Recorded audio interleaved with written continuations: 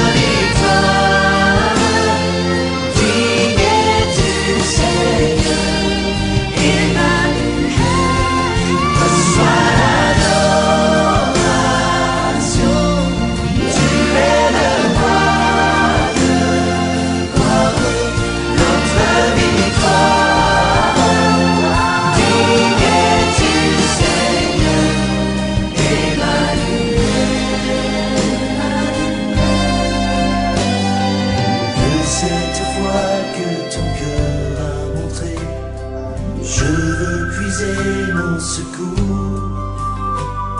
Sur le chemin que ta vie a tracé, je marcherai chaque jour.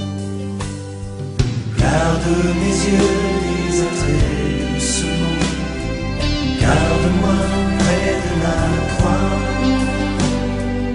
en ce lieu saint où mon âme est féconde, d'humilité et de joie.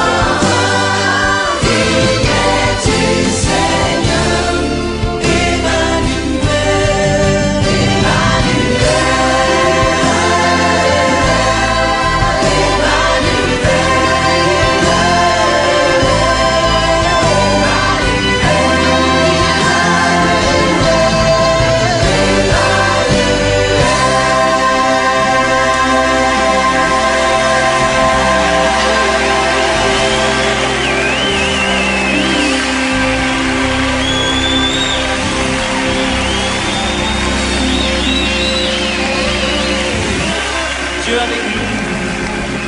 Béni soit ton Saint-Nom, Jésus. Dieu avec nous. Alléluia. Seigneur Jésus, oui, puissé-je n'être qu'à toi et à toi seul, et ce, quelles que soient les circonstances. Merci Seigneur, merci Papa, merci pour cette nouvelle journée qui se lève. Merci de nous faire la grâce d'y entrer à main forte et à bras étendus. Merci pour les provisions qui sont faites là-dedans pour chacun de tes enfants. Béni soit ton nom en Christ. Amen. Bien-aimés de partout et amis, soyez bénis encore une fois en Christ en cette nouvelle journée qui nous est octroyée. 1 Pierre chapitre 2, verset 1er. Rejetant toute malice et cultivant la bonté.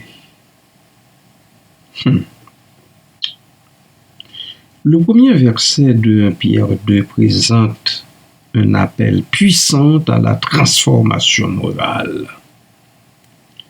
Pierre exhorte les croyants à rejeter un certain nombre de péchés qui gangrènent l'âme et à cultiver des qualités qui reflètent la bonté de Dieu.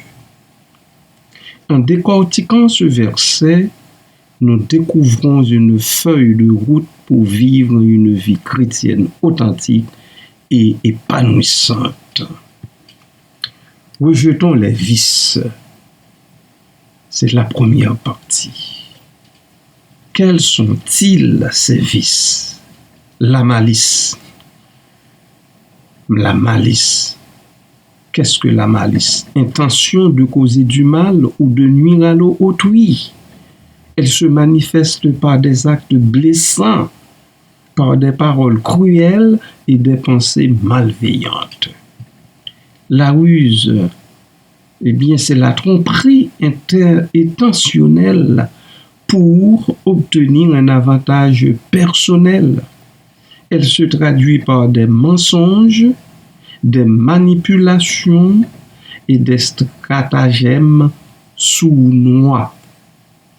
La dissimulation consiste à cacher la vérité ou ses intentions. Elle implique la duplicité, l'hypocrisie et le manque de transparence. Quant à l'envie, eh bien, c'est le désir jaloux des biens ou des possessions d'autrui. Elle engendre la frustration, le ressentiment et l'amertume. Et l'apôtre, bien sûr, a terminé avec la médisance. La médisance qui n'est rien d'autre que de parler en mal d'une personne en son absence. Elle répand des calomnies, des rumeurs et des critiques blessantes. De l'autre côté, l'apôtre nous invite à cultiver les vertus. En rejetant ces vices, nous créons un espace pour cultiver des qualités contraires qui nourrissent l'âme et rayonnent sur le monde. Bonté, bienveillance, compassion et générosité envers les autres. Authenticité, vérité et sincérité dans nos paroles et nos actions. Transparence, honnêteté et franchise dans nos communications. Contentement, gratitude pour ce que nous avons et appréciation des bénédictions de la vie. Encouragement, paroles et actions positives pour soutenir et édifier les autres. Bien-aimés, vivons donc en enfants de lumière. Amen.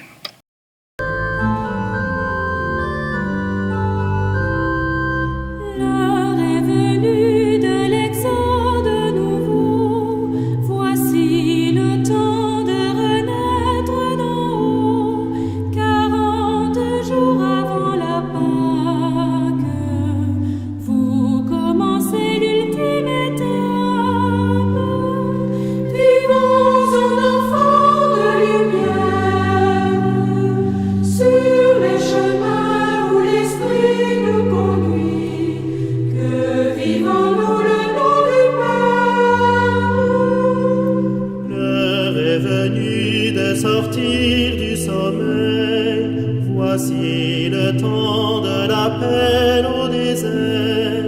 Allez, où va le Fils de l'homme? La joie de Dieu sur lui repose.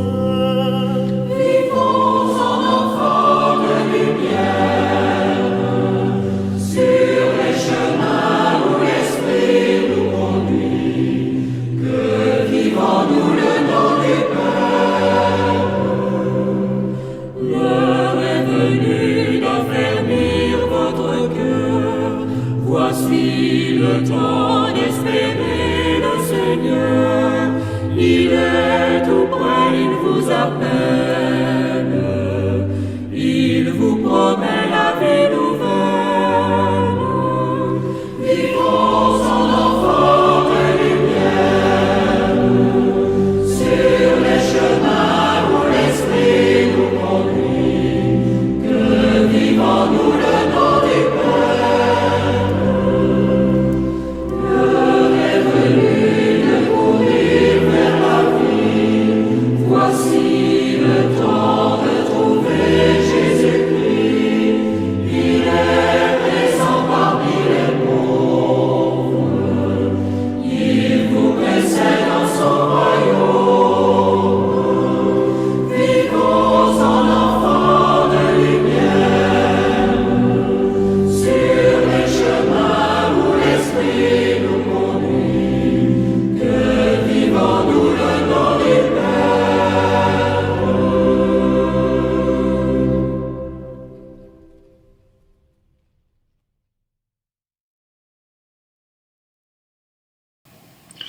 Pourquoi ce rejet culture?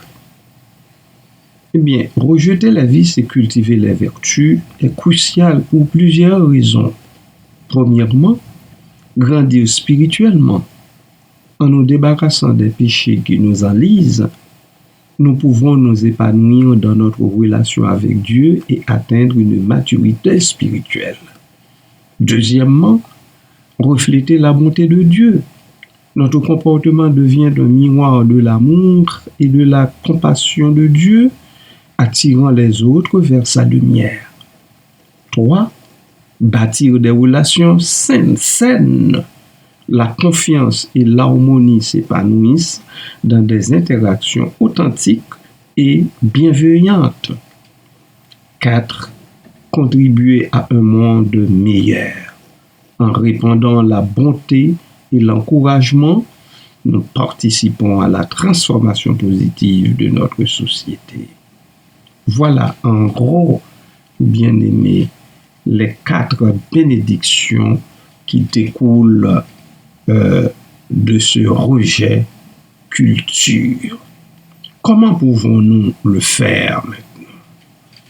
Par le discernement. Identifier les vices dans nos pensées, nos paroles et nos actions. Deuxièmement, par la repentance, demander pardon à Dieu et aux personnes blessées par nos péchés. Troisièmement, par le renouvellement de l'esprit, méditer sur la parole de Dieu et laisser ses valeurs transformer notre cœur. 4. Par la prière, demander à Dieu la force de rejeter le péché et de cultiver la bonté. 5. Soutien communautaire. Par le soutien communautaire, s'entourer de chrétiens qui encouragent et soutiennent la croissance spirituelle. Ça nous amène au rayon de l'amour, bien-aimé du Seigneur.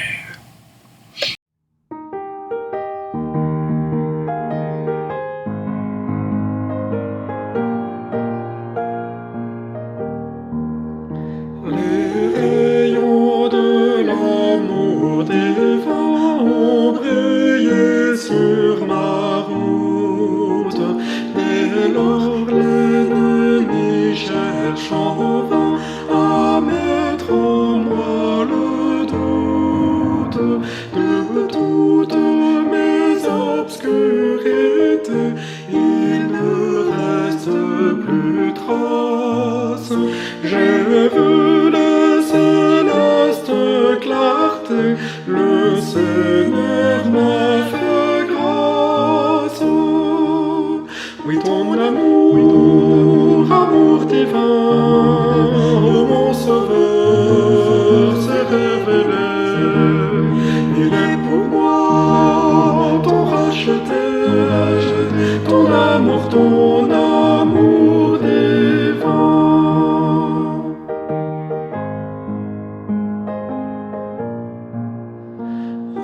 Alléluia, mon faible cœur peut aujourd'hui comprendre que l'amour de mon Rédempteur en lui veut se répandre. Il a bien longtemps méconnu cette grâce suprême, mais maintenant il est vaincu et se donne lui-même. Oui, ton amour divin, ô mon Sauveur, s'est révélé. Il est pour moi ton racheté, ton amour divin.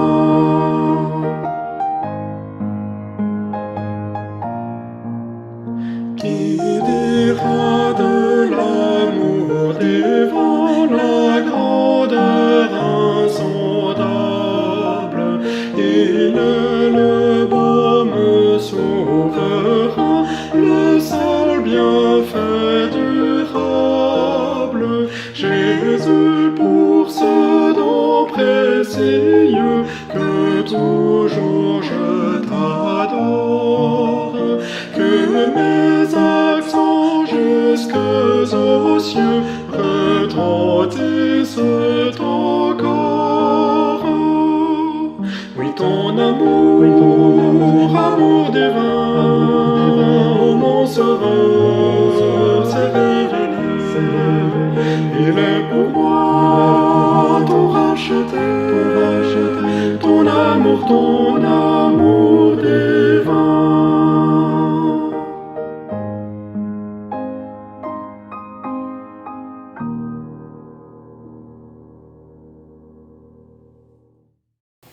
Comme conclusion, nous vous rappelons que 1 Pierre 2:1 n'est pas un simple appel moral, mais une invitation à une vie transformée par la grâce de Dieu. En rejetant la malice et en cultivant la bonté, nous devenons des agents de transformation dans le monde, rayonnant l'amour et la lumière de Christ. 3 petites questions pour vous. Quels sont les vices qui vous tiraillent le plus?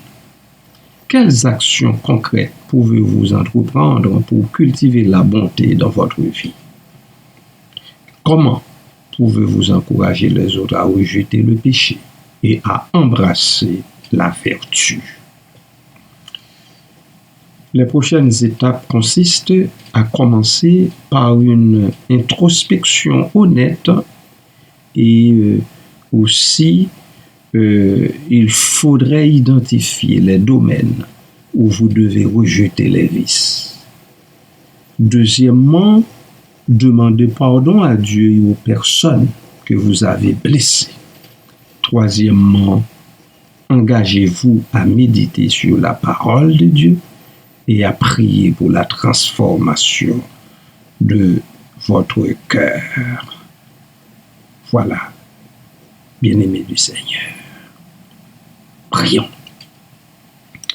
Tendre Père céleste en Jésus-Christ, merci infiniment.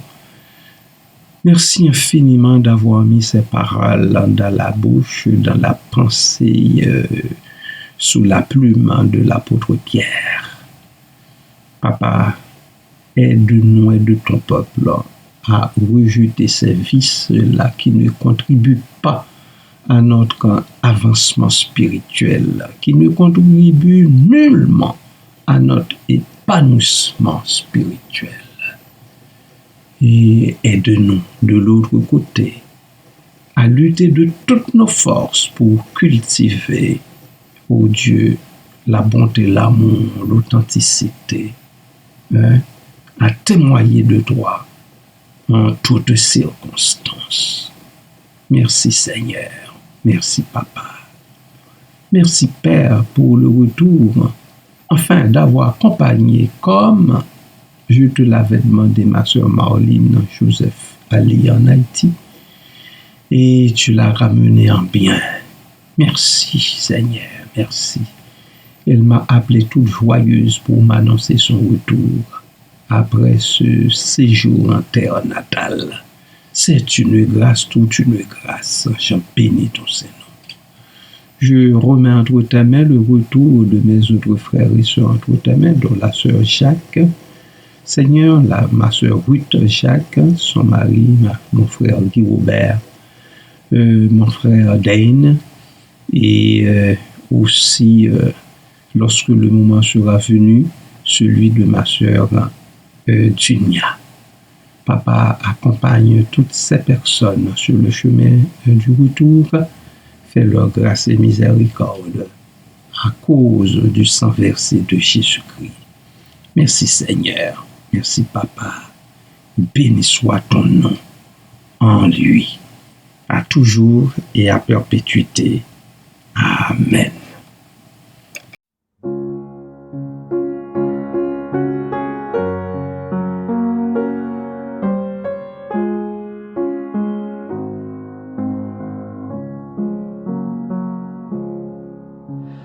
Seigneur, par ton bras puissant, soutiens, guide ton enfant. Conduis-moi jour après jour, jusqu'à ton divin séjour.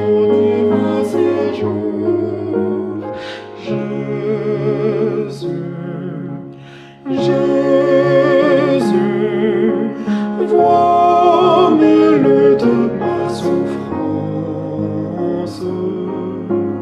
Donne-moi ton assurance, sois ma force et mon soutien.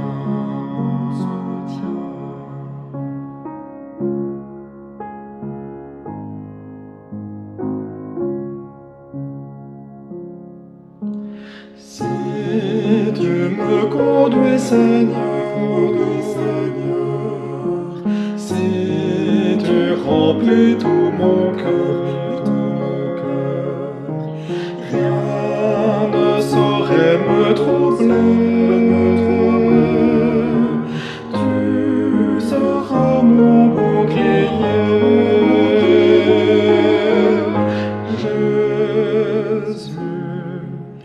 Jésus, vois mes luttes, ma souffrance. Donne-moi ton assurance, sois ma force et mon soutien.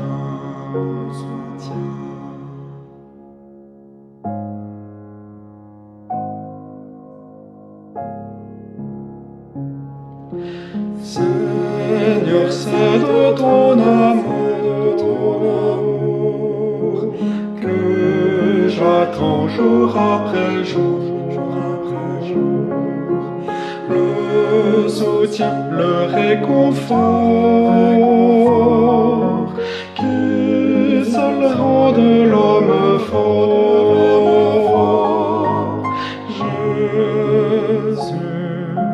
Jésus, vois mes luttes, ma souffrance. Donne-moi ton assurance, sois ma force et mon soutien.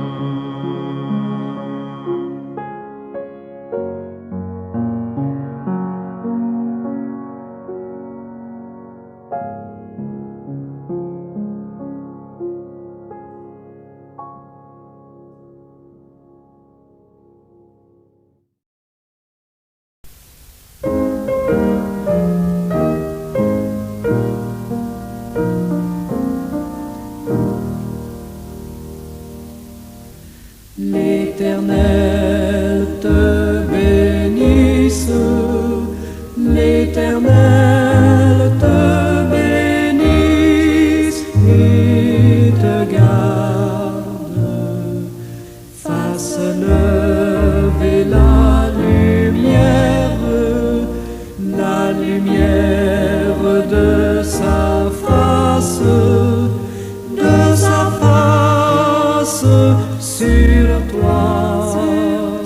sur toi, use de grâce envers toi et te donne la paix, et te donne la paix.